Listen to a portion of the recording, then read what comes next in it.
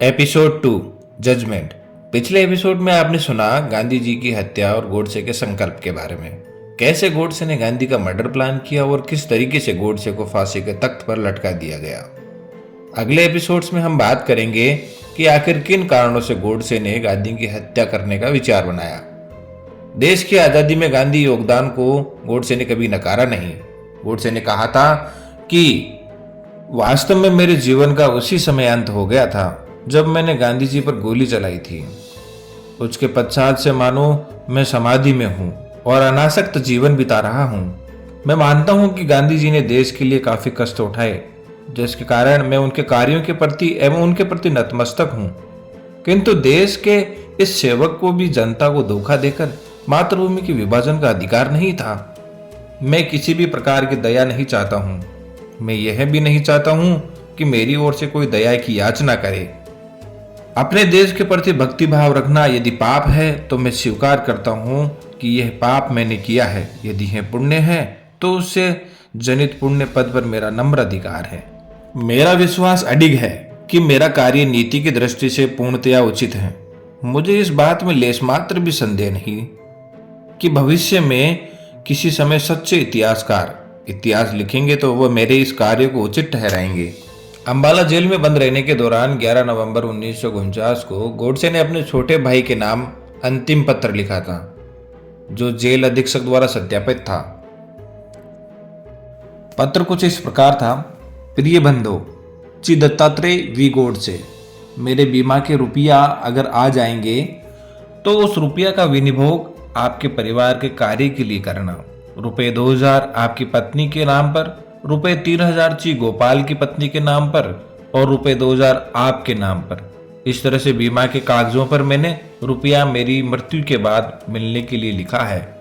मेरी उत्तर क्रिया करने का अधिकार अगर आपको मिलेगा तो आप आपकी इच्छा से किसी तरह से भी इस शुभ कार्य को समाप्त करना। लेकिन मेरी अंतिम विशेष इच्छा यहां लिखता हूं। अपने भारतवर्ष की सीमा रेखा सिंधु नदी है, जिसके किनारों पर वेदों की रचना प्राचीन दृष्टाओं ने की है। वह सिंधु नदी जिस शुभ दिन में फिर भारतवर्ष के ध्वज की छाया में स्वच्छंदता से बहती रहेगी, उस दिनों मेरी अस्थियां या राख कुछ छोटा हिस्सा उस सिंधु नदी में बहा दिया जाए। यह मेरी इच्छा सत्य सृष्टि में आने के लिए शायद और भी 1-2 पीढ़ी का समय लग जाए तो चिंता की बात नहीं। उस दिन तक वह अवशेष वैसा ही रखो और आपके जीवन में वह शुभ दिन न आए तो आपके वारिसों को यह मेरी अंतिम इच्छा बतलाते जाना। अगर मेरा न्यायालयी वक्तव्य कभी सरकार बंद मुक्त करेगी तो उसके प्रकाशन का अधिकार भी मैं आपको दे रहा हूं। मैंने 101 रुपया आपको आज दिए हैं, जो आप सौराष्ट्र सोमनाथ मंदिर का पुनरुद्धार हो रहा है उसके कलश कार्य के लिए भेज देना। इंदुलाल याग्निक, जिन्हें इंदू चाचा के नाम से भी जाना जाता था, वे अखिल भारतीय किसान सभा के नेता और स्वतंत्रता सेनानी थे। प्रोफाइल: जन्म 22 फरवरी 1892 गुजरात के खेड़ा जिले में नाडियाद के झागड़िया पोल में हुआ। पढ़ाई के दौरान ही उनके पिता कन्हैयालाल का देहांत हो गया था। उन्होंने अपनी प्राथमिक और माध्यमिक शिक्षा नाडियाद में पूरी की।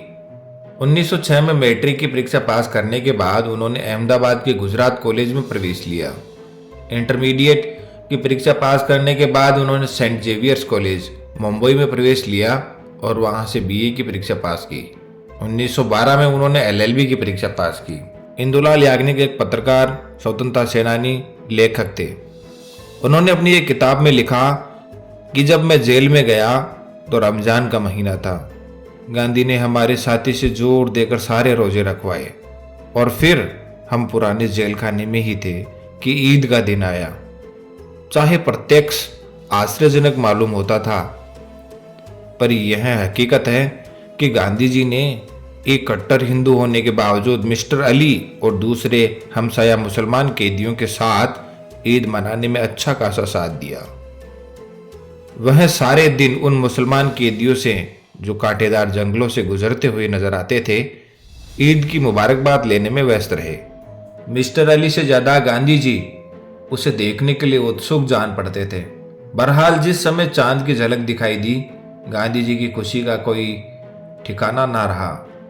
वह इतने उल्लास में भर गए कि चांद का पूर्ण दृश्य देखने के उत्साह में जंगले से बाहर हो गए और तेज स्वर में मिस्टर अली को पुकारने लगे। वह भी पहुंच गए और तुरंत हम सब लोग खुले अहाते में नए चांद का धुंधला सा सौंदर्य देखने के लिए एकत्रित हो गए। जब गांधी आगा खां पैलेस में नजरबंद हुआ था, सुशीला नैयर की डायरी से ये शब्द भी देखिए। शाम को घूमते समय बापू बता रहे थे कि कैसे वे एक बार कुतुब मीनार देखने गए थे। दिखाने वाला इतिहास का बड़ा विद्वान था।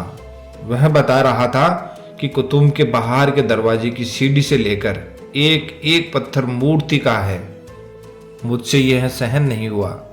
मैं आगे बढ़ नहीं सका और मुझे वापस ले चलने को उन्हें कहा। पीछे इस्लाम के बारे में बातें होती रही। बापू जानते हैं कि मुसलमानों ने कितने अत्याचार किए हैं, फिर भी मुसलमानों के प्रति वह इतनी उदारता और इतना प्रेम बरतते हैं। मुसलमान उन्हें गाली देते हैं तो भी उनकी खातिर वह हिंदुओं से लड़ते हैं। यह चकित कर देने वाली चीज है, उनकी अहिंसा की कसौटी है।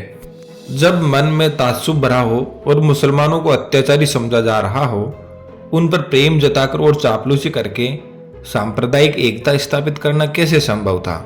दक्षिण अफ्रीका के प्रवासी भारतीय ऐतिहासिक संदर्भ से कटे हुए थे। अपने धार्मिक मतभेद भुलाकर गोरे उपनिवेशवादियों की रंगभेद नीति के विरुद्ध उनका एक मंच, एक इकट्ठे हो जाना और गांधी को अपना नेता मान लेना सहज था। पर हिंदुओं की परिस्थिति दक्षिण अफ्रीका से एकदम भिन्न थी। जब तक सांप्रदायिकता के ऐतिहासिक तथा सांस्कृतिक कारणों को न समझ लिया जाए, महज राम रहीम एक है कह देने से, एक दूसरे के त्योहारों में शामिल होने भर से हिंदू मुसलमान एकता स्थापित होना संभव नहीं था। गांधी का चिंतन न वैज्ञानिक था और न ही क्रांतिकारी। उसने हमारे इतिहास का इस दृष्टि से कभी अध्ययन ही नहीं किया कि सांप्रदायिक समस्या के मूल कारणों को समझकर उसे वैज्ञानिक ढंग से हल किया जाता। इसके विपरीत उसने सुधारवादी तथा अवसरवादी ढंग अपनाया। परिणाम यह निकला कि समस्या सुलझने के बजाय उलझती चली गई और देश के बंटवारे के बाद आज भी जटिल बनी हुई है। कराची के मौलवी अब्दुल हक ने खतूते अब्दुल हक में लिखा था कि उनका एक एक शब्द गांधी के बारे में सही है। जहां खिलाफत आंदोलन के ये नेता कट्टरपंथी और पुनरुत्थानवादी थे, वहां गांधी भी कट्टरपंथी और पुनरुत्थानवादी था। अंतर यह था कि खिलाफत वाले परंपरा के लिए देश के बाहर इस्लामी देशों की ओर देखते थे और गांधी ने अपने चिंतन का सिलसिला तुलसी रामायण से जोड़ा और रामराज स्थापित करने की बात कही। परंपरा का टकराव ही सांप्रदायिकता का वास्तविक आधार है। यह टकराव अकबर के जमाने में शुरू हुआ। इतिहास में इसकी जड़ बहुत गहरी है और इसके रहते हिंदू मुसलमान एकता स्थापित होना संभव नहीं है। इस बारे में गांधी की व्यवस्था का अंदाजा लगाना हो तो गोलमेज परिषद की घटना लीजिए, जिसे बापू की कारावास कहानी में बयान किया गया है। दोपहर और शाम को बापू से भाई गोलमेज परिषद के बारे में कुछ बातें पूछते रहे। हिंदू मुसलमान एकता के लिए क्या क्या कोशिशें हुई, कैसे हिंदू मुस्लिम को एक दूसरे से समझौता करने को कहकर दूसरी तरफ से सरकार चुपके से सांप्रदायिक निर्णय तैयार कर रही थी। एक रोज बापू को मुसलमानों ने अपनी सभा में बुलाया। वहां पर सब बापू की चापलूसी करने लगे। आपके लिए क्या मुश्किल है साहब, आप श्री जिन्ना की 14 मांगे पूरी कर दें। आगा खान ने शुरू किया, आप बड़े महात्मा हैं जी, आपके लिए इतना कर देना खेल है, वगैरह वगैरह। बापू ने कहा, आपको इस तरह मजाक उड़ाना शोभा नहीं देता। मैं कौन हूं? आपके तो इतने अनुयायी हैं, मेरे पीछे कौन है? मुझे कांग्रेस ने एक काम के लिए भेजा है, दूसरा काम करने का मुझे कांग्रेस ने अधिकार नहीं दिया।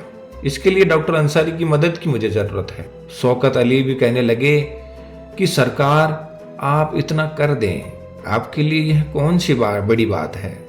बापू कहने लगे, शौकत अली तुम्हारे लिए यह मुनासिब नहीं है। तुम आज कहाँ मेरे पीछे चलते हो, फिर भी मैं तुम्हारा सरकार कैसे हूं। यह कहने लगे, नहीं सरकार आप इतना कर दें, फिर हम आपके पीछे हैं।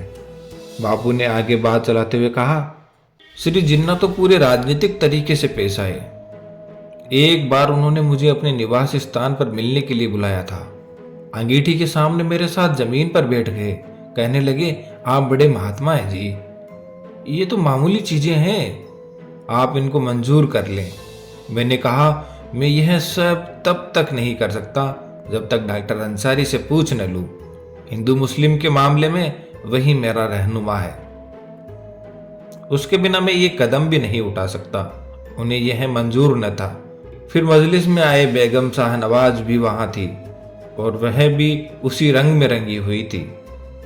उसी तरह मुझसे कहने लगी, आप महात्मा हैं, इतना इतना कर देने में क्या मुश्किल है। तो मैं रो पड़ा। मैंने कहा, और सब तो इस रंग में पूरी तरह रंगे जा चुके हैं, मगर औरत होकर तुम भी इसमें हिस्सा लेती हो, यह मुझसे सहन नहीं होता।